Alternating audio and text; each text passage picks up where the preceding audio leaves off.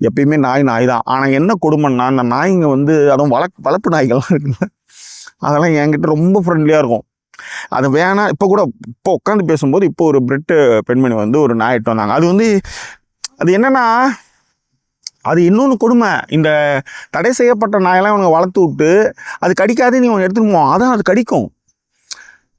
இதுக்கு வந்து சண்டை போட்டு, அதாவது நீங்கள் நாயை எடுத்துட்டு வாக்கிங் போகிறதுல கூட பிரச்சனைங்க. இவனுங்க என்ன பண்ணானுங்க, பெரிய அதை மேலே இவன் கடிக்காது இவன் நினச்சிட்டு இருக்கான். ஆனால் நாய் அது எப்போனாலும் கடிக்கும். அந்த மாதிரி நிறைய குழந்தைங்களை கடிச்சிருக்கு வாக்கிங் கூட்டு போய். அந்த ஏதோ ராக் பில்லரோ கொக்கு பில்லரோ ஏதோ ஒரு நாய், அந்த நாயெல்லாம் வந்து கடிச்சுதான் சதையை எடுத்துரும். இதெல்லாம் இவனுக்கு வந்து பெருமை இருக்கும். நாயை வளர்த்துட்டு ஊரில் இருக்கிற பிள்ளைங்களை கடிக்க விட்டுட்ருக்கானுங்க. இது மாதிரி நிறைய சம்பவங்கள் இருக்குது. அதனால் குழந்தைங்க விளையாடிட்டு வந்ததுமே நாயை கொஞ்சனியா, நாய் கடிச்சுதா, டெய்லி குழந்தைங்கிட்ட கேளுங்க. வளர்ந்த எருமாடாக இருந்தாலும் இப்போலாம் கேட்கணும் போல. ஏன்னா யோசிச்சு பாருங்கள், 22 வயசு, அலட்சியமோ இல்லை என்னவோ தெரியல. அதான் சொல்கிறேனே, இது நீங்கள் வந்து இது எந்த இடத்துலையுமே எடுத்து போய் பொருத்தி பார்க்க முடியலன்னு சொல்ல வரேன். ஸோ அதனால் நாய்க்கடியை சாதாரணமாக எடுத்துக்காதீங்க.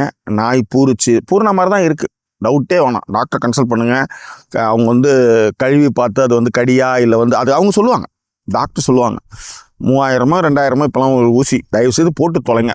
உயிர் வந்து விலை மதிக்க முடியாதது, அதை மட்டும் புரிஞ்சுக்காங்க. அதுதான் நான் இங்கே சொல்லக்கூடிய விஷயம்.